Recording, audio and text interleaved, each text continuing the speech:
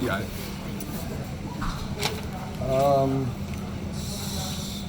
Kelsey and I were just talking about that. Somebody asked me the other day what our bench would be like with Emma gone.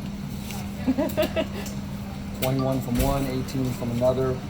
Shatori didn't have field goals, but I thought her defense and getting to the basket, getting to the foul line was big.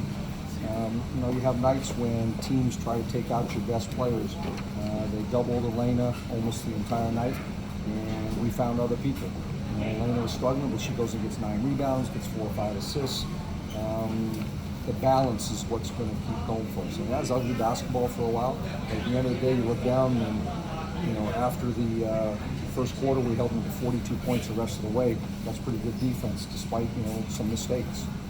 With Tiana in the first quarter, what does she add to you guys that works so well against other teams, so you're subbing her in the second quarter? Well, she spaces the floor, so we have her. If she and Elena are in together, both post players can shoot 3-point shots. So now it opens up the lane. It gives us offensive rebounding angles, which Tiana also does. The two best strengths right now are shooting threes and getting offensive boards, and she made good use of both of those in the last 2 games. So it spreads the court against teams and it makes it hard. I mean, it's the same sort of thing that we faced in the playoffs last year when we played Seattle, and they had Howard and Brianna Stewart standing behind the 3-point line. It makes it tough for defenses to make good decisions. Coach, it's part of the team strategy to shoot a lot of threes against this particular. No, it's not. That's every night. We shot 30-something in New York the other night. I don't know what we shot tonight. The first, we had such wide open looks. Ariel missed wide open looks. We shot 31. We're down 3 from the other night. So we shot a little better percentage too. So the game is going to layups and free throws and threes. And that's what we're trying to be really good at. It's the analytics tell you that it's the most efficient way to play. And if you 12 threes is a lot of points. And so that's big for us. Atkins has been struggling offensively the past couple games. How concerned are you about that, and what are you telling her? Well, I haven't had a chance to talk to her after today. And I told her during the game, and I said, you're going to miss a couple early, but you can't force shots after that. I thought she took a couple tough ones later on. Just let the game come to you a little bit. Don't press. You're a good enough shooter that it'll come back. Everybody goes through slumps. What happened with it? She got a good technical, I thought. She'd been hacked all game and was tired of it, and so she spoke up. How do you think this team has done a good job of avoiding complacency?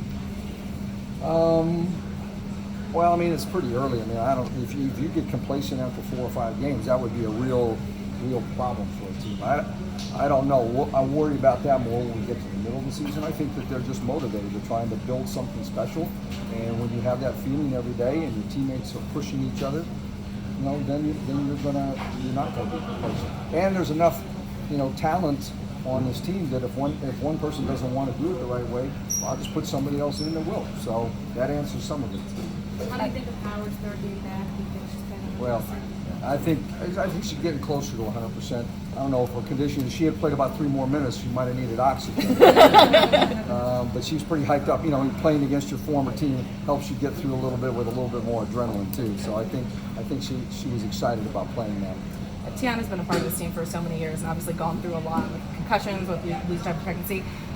What have you seen growth-wise from her? It seems like she's literally getting better every year. She is. For one, she's done a great job the last 2 years of reconditioning her body. She's leaner, faster. Her defense has gotten better. She's always been a good perimeter shooter, but she spent a lot of time on it in the offseason. She's put in her work, and she's just grown up, and she's just such a much more mature person than when we first got her. Just signing a Shea Petty, obviously she's 30 years old, first WNBA team.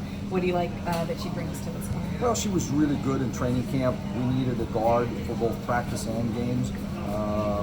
If one of our point guards got hurt, we would be in trouble. It makes our practices more balanced. We were having to play Shatori at the point a lot, and it was in practice, and that's not a normal position. Thankfully we have a good male practice squad that we can go against them, and not everybody has to get 100 reps every day. And when you have no subs, you're limited in what you can do. So she balances our team for us, and she was really good in camp. Players, her teammates really liked playing with her. Coach, you're really unhappy right at the end of the game there. What in particular bothered you about this, if you call it ugly basketball? Well, I just, I mean, I don't think we played with the pass as well as we've done the last couple games. I thought we might have, spent a lot of time getting stuck on one side of the floor today. And we're best when we reverse the ball and make a lot of movement. And, it was just, it felt like more of a grind today. But that's partly, Dallas did a good job defensively, and they're big and they're long and they're switching and doubling. We got to get a little better reacting to that. But, it's early. What are we, 5 games into the season? It's a long way to go. All right, phone's open.